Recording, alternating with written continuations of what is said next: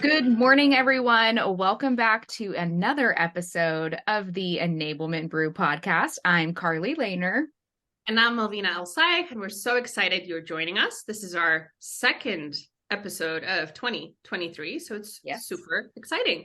Carly, do you want to introduce our guest? Yes, Malvina, thank you. So today we have Showpad's CEO, Hendrik Isebaert, who is joining us. And we're really excited, Hendrik, that you're here because we actually had Seamus Cook from your team on the Enablement Brew in our Pitch Please series last spring. So we're excited to have Showpad back on the brew. Well, thank you for having us. Thank you for having me. Very excited to join today. Good. So the first thing we always ask our guests is what's in your mug? What are you drinking today? So I'm drinking tea. The one thing that my wife really dislikes about me is that I actually don't like coffee. I just don't like the taste of it. So I drink a lot of tea, and I have my London mug here because I know both of you are in London. And so my wife and I actually collect these Starbucks mugs. And the condition is that we only buy them in locations where both of us go together. And so I think we have like 30 or something mugs. Particularly when we lived in the States, we visited a lot of states when we were living there in the US, and so that's where we collected quite a few. But we also have a couple from Asia, all over Europe. So some a very exciting collection. Yeah. What's your favorite city? What's your favorite city that you went to and you're like, I'm so happy I have this mug? I think difficult question, but the first one that comes to mind is Buenos Aires in Argentina.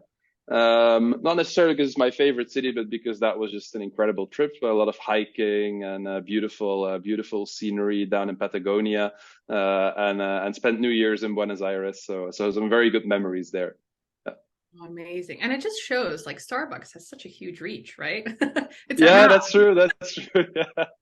That's true. It's a very globalized multinational franchise. So luckily, because that means we can actually collect mugs everywhere we go. So, right? Yeah, it's like a guarantee that you will be able to get a souvenir from that city if you just go to the Starbucks.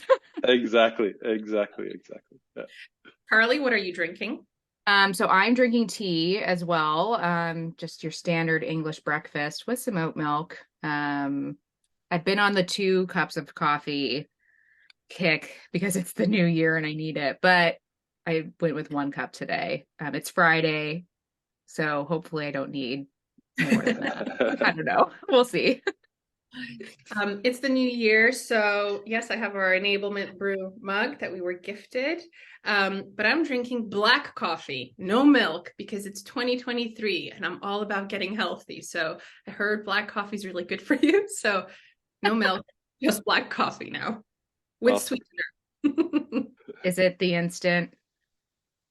No, you'll be very pleased to learn that it's an espresso made by my husband this morning. Oh, good job, Naz. Yeah, Hendrik, I learned that Malvina mostly drinks like instant coffee, and I just about died. Well, Malvina, you won't get any judgment from me because I can't compare, so that's good. But it's so funny, right? Because you think you're talking about the same thing. Like, I'm drinking coffee. Oh yeah, I'm drinking coffee too. And then like 24 episodes in, Carly finds out, oh, she's actually drinking instant coffee. You really get to know each other in a series like this, right? So presenting it together. Yes. And we actually got to meet each other in person for the first time in December at the Sales Enablement Summit in London. We had been doing this podcast for over a year together. We'd known each other for a lot longer, obviously, had never met in person. So it was like, we were like 2 kids on Christmas meeting each other in person for the first time. That was fun. You're real. Yeah. Yeah, that was great. So Hendrik, to dig into it, tell us a bit about how Showpad is kind of adapting to this market we're seeing. Like literally just yesterday, Salesforce announced a bunch of layoffs. We're seeing Amazon, Meta, like all these major tech companies, small tech companies are really struggling with the environment. So How do you see Showpad pivoting and adapting in 2023? Yeah, no, good question. I think as you're seeing in the market, I think a lot of companies, not just tech companies, but companies around the world are waking up in somewhat of a new environment, where on the one hand, you see growth and demand for products all around the economy is depressed. And the other hand, like, and this is the particular thing that stings in the tech industry, there's no more such thing as free money. So now people actually have to build real businesses with real business models that generate free cash flow, so that you can keep investing, you can build reserves, et cetera, et cetera. Actually, since COVID, Showpad's been on this path of what we call responsible growth. And so 2023 is really the year where we want to go all in for profitability. So 2020 year for Showpad is the year where we achieve profitability as a business, because we think that long term, like that is the healthy foundation that you need financially, but also I describe it like culturally. Because culturally, having that mindset of wanting to be a profitable business and looking at every one of your decisions through that lens, I think also changes the way that you operate as a business. So that is a key mindset change I think the entire industry is going through. I think the advantage Showpad has is that we've been on that path for the last 2 years, and that now we're kind of like doing the final, or we're making the final step in that direction. How we're getting there is obviously the more interesting question. And I think it starts with a bit of a cliche, but still is true, is to just relentlessly focus on the customer. That really is where I think you have to start in an environment like this. And so Showpad like's been very privileged to be able to hire a rock star chief customer officer last year, Virginia Miracle, incredible last name as well. I love Virginia's last name. I think that's yeah, it's fun. She married her husband for the last name. She confided in me. No, that's just a joke, but it was a very nice benefit, she said. Anyways, I think the obviously it's great that we've been able to hire her, but there's a bigger story there, which is we're consolidating every function which helps drive customer experience under one leader that has a seat at the executive table, to make sure that we like bring the customer front and center in every strategic decision that we make. So I think that's one very big element. I can't yet disclose the theme of our sales kickoff or our revenue kickoff yet, because it has something to do with the customer, but everything's going to center around the customer. And then the second thing is is driving more focus in your organization.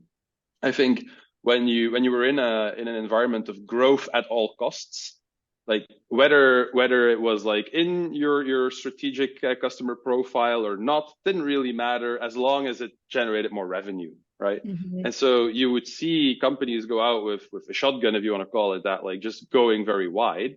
And I think focus is really important. And this is also something that Showpad has realized in the last 2 years, is we're particularly strong in a number of use cases, in a number of customer segments. And so we're doubling down on those as well next year. And that's in a way very exciting, because you just feel that focus then again translates in more customer value. And that ultimately is what it's all about. In previous years, for a lot of companies, it was always growth at all costs. Like, how can we get bigger? How can we hire more? How can we grow? Whereas now the trend is, how can we become more efficient with what we have? How can we utilize the resources that we have in a smarter way? What does efficiency mean for you? Yeah, I think it's very important to distinguish between efficiency and effectivity. Because efficiency could be you're doing the wrong thing in a very efficient way. Whereas being effective means I'm doing the right thing. And with every little bit of energy that I put in, I create more of compounding interest and more momentum in my organization. And so in particular, when I think about enablement, I think focusing on effectiveness is so important. Making sure that every single touch point matters, every single touch point adds value. I think that really should be the focus. And so when I think about efficiency, that really is where I zoom in on. That's where I hone in on, is how effective are we in every single interaction, every single motion that we have in our organization, is trying to understand how we make that more effective. I love that.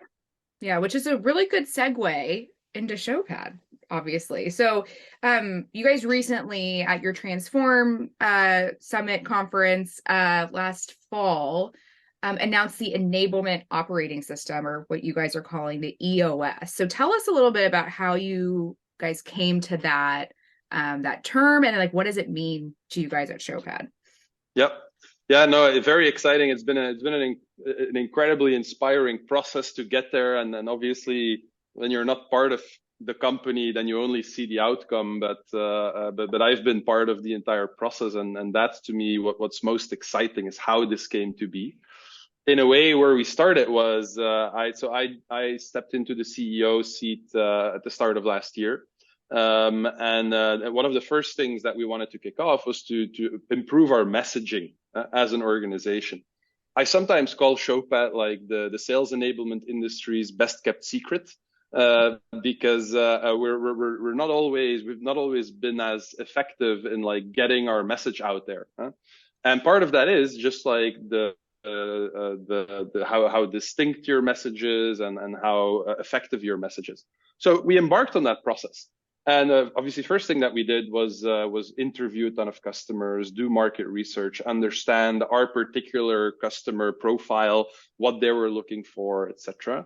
And from that came a ton of very interesting insights. We then also worked with our customer success and our sales organizations to understand, like, hey, what really moves the needle in, for example, competitive deals, or in deals where the customer doesn't have a project, right?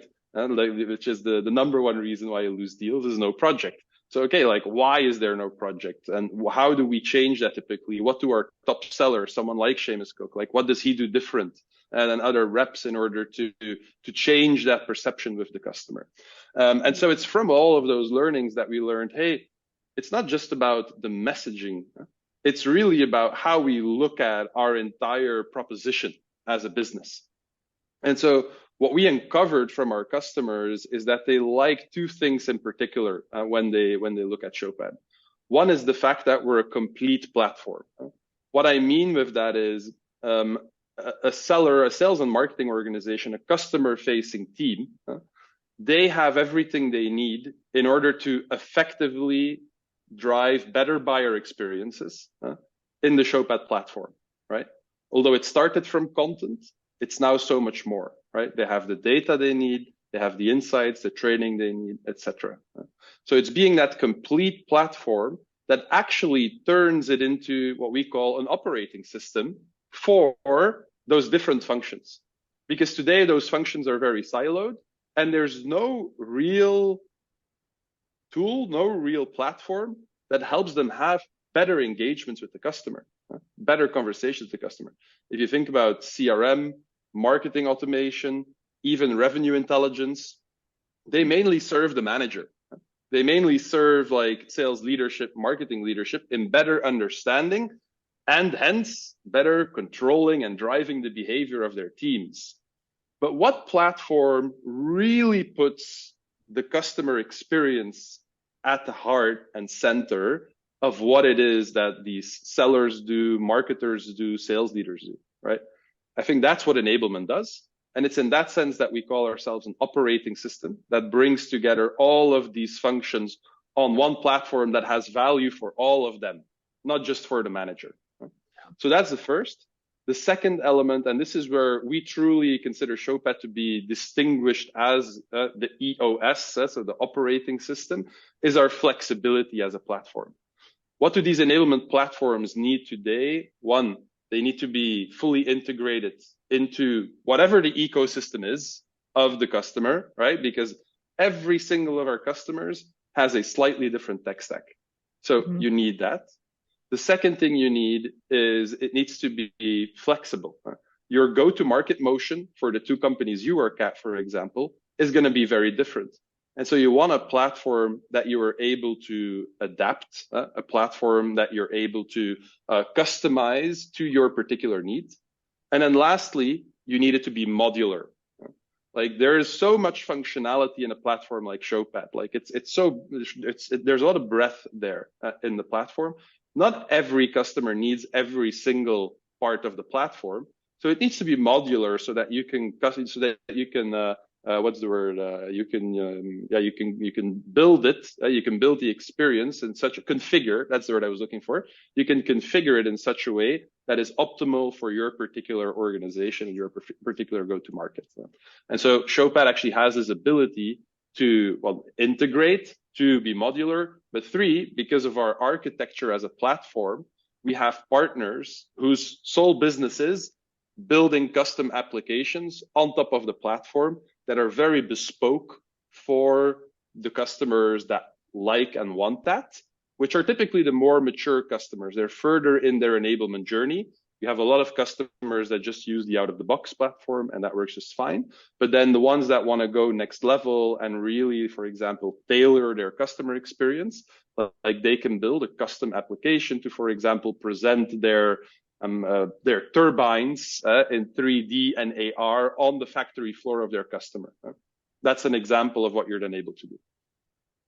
Very cool. And I think this is actually something that Carly and I spoke a while ago, is that there's so many tools out there, but you don't always need all the bells and whistles, right? Yeah. Maybe you will want them at some point, but you really need in the beginning what you know is going to solve a particular challenge or problem, and then you can build from there. So I love that concept of modules and being modular, being able to customize and configure, which brings me on to my next question around what are the main trends that you see happening in enablement now? We often talk about enablement as being that glue between all the different functions and all the different departments. Maybe we're that operating system to a certain to a certain internal operating system. Yeah.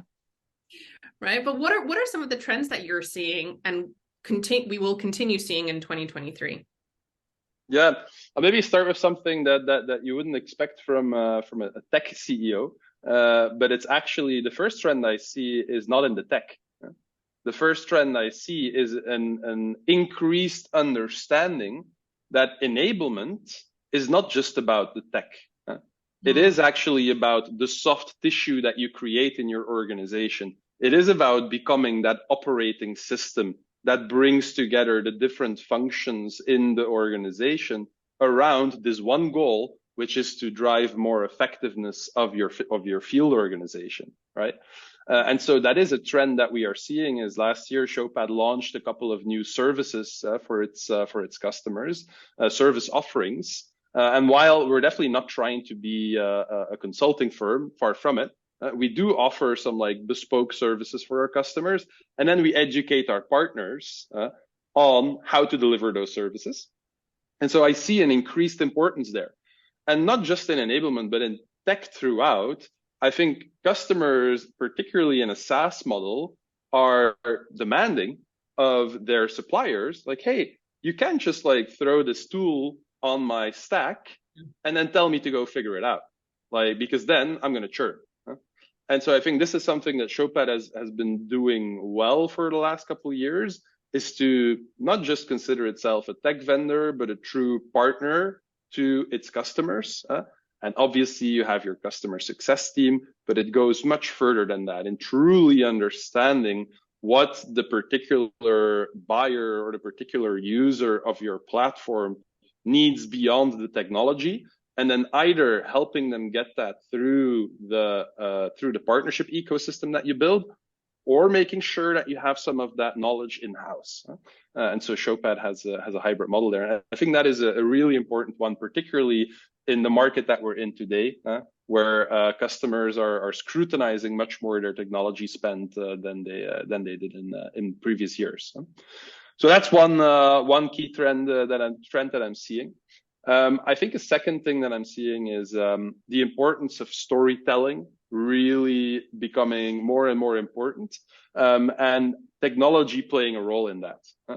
If you think about like one of Showpad's key differentiators and areas that we've invested in is really this guided selling concept, which, yeah, you can train sellers through classroom teachings or online learnings, and they'll retain some of that.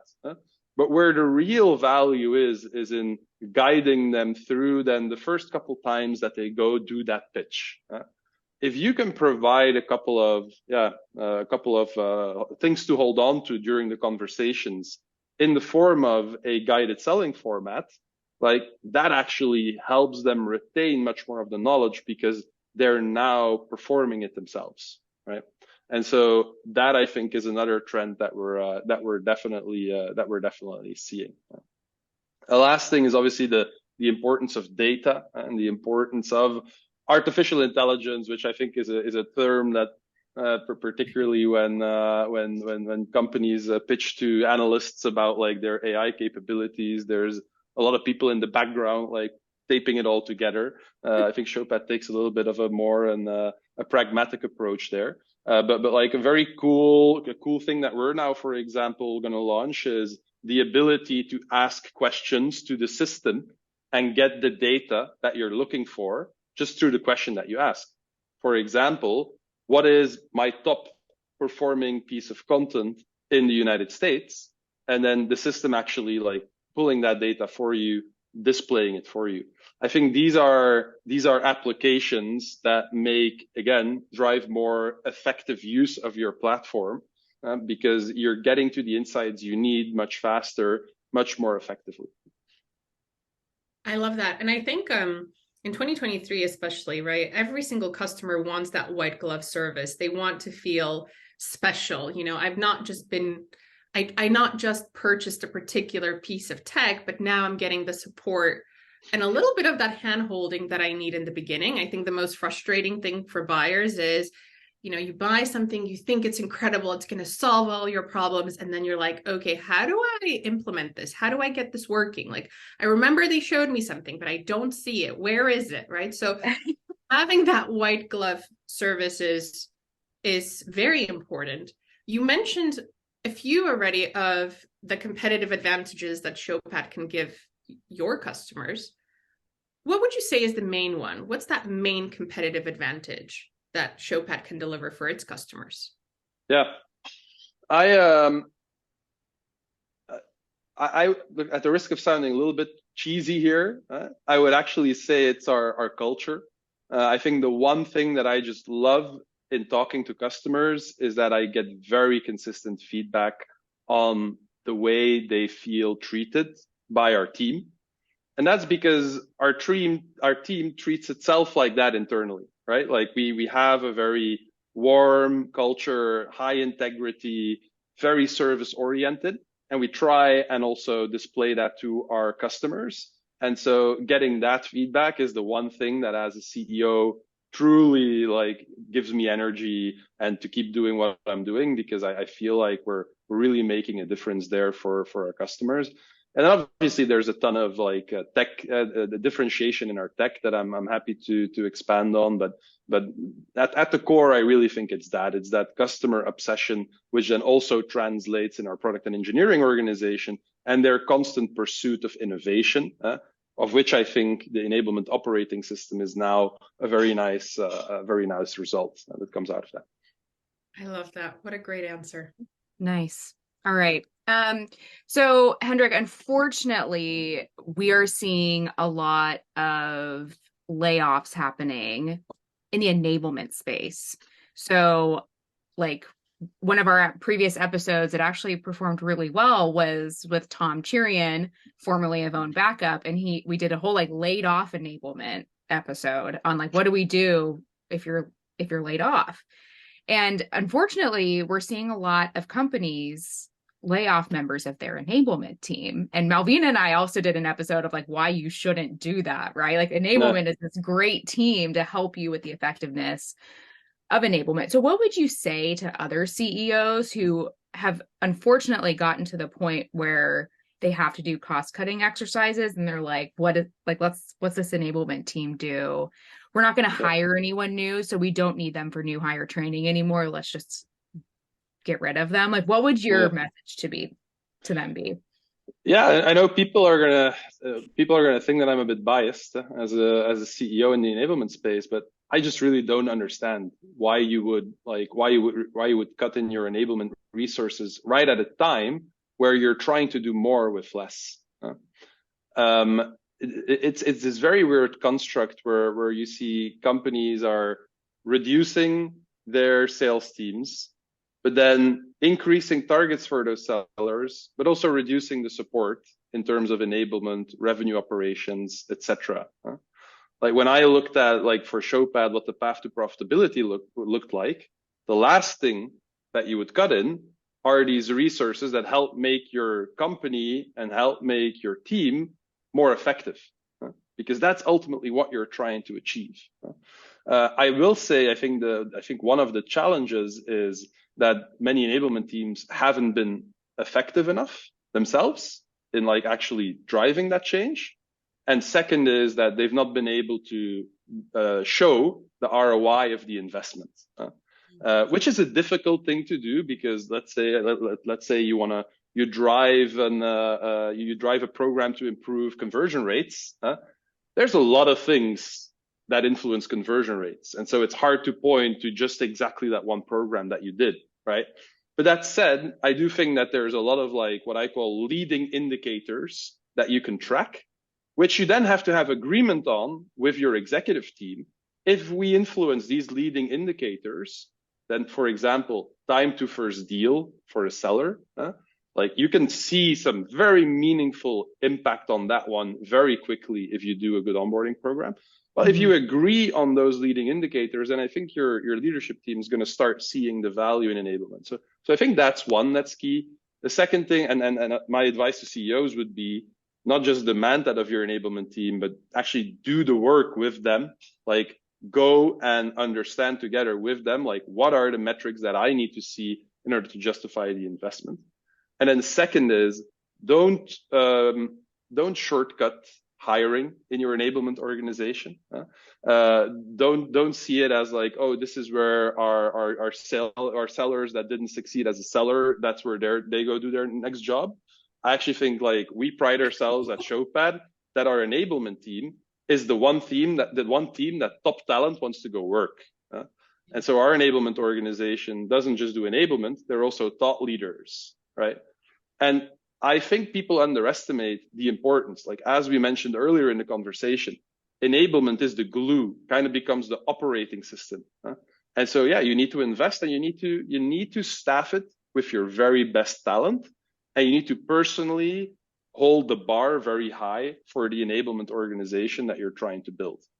I think that's the advice that I would give is CEOs need to be serious about the organization, and then they're going to see the returns, and then they need to figure out what the best way is to measure that. Really good answer. Yeah. And you kind of alluded to this already by talking about the enablement team at Showpad. But as our last question, tell us about how an enablement company does enablement internally. Like, what is the team like?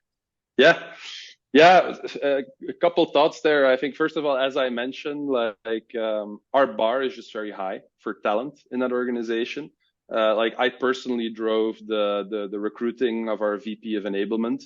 There was also no question asked that it had to be a VP of enablement at the head, reporting directly to someone in the C-suite, not like hidden away in the organization somewhere, but like very close to the action, very much in sync with our executive team, and a very experienced professional. So I think that's one is like just a very high bar for talent, particularly at Showpad, obviously, and that then takes me to my second point. I think then the cool thing for our enablement professionals at Showpad is they're not just enablement professionals, but like you here in this podcast, they're thought leaders, right? Like our customers want to talk to them. They go speak at conferences, they speak at our events. So like they're sought after to share their knowledge and wisdom on enablement. And I think the last thing, and I think there's a lot that we can still do better ourselves as an enablement company in enablement, But I do think like we have a pretty high bar as to what enablement looks like at Showpad. Our own Showpad instance, for example, is something in which I see a lot of experimentation and cool new ideas pop up, and that's obviously very exciting, given we're at the forefront of what enablement means and does, and it's a very exciting place to be. Love that. And if we look at sellers and enablement and our customers and buyers, people want to be told, like, what is the thing that I should know about? What is happening in the market? What is everyone else doing? What are they doing that I should be doing or I should consider doing? So absolutely love that answer. And I think that brings us to the end of our show. So Hendrik, thank you so much for coming on. You were an incredible guest. And we look forward to welcoming you sometime in the future as well, back on the Enablement Brew. Yeah, you have my details, my contact details, so feel free to reach out. And thank you very much for hosting me. I thought it was a very exciting and pleasant conversation. Good. Well, thanks everyone for tuning in, and we will see you next time on the Enablement Brew.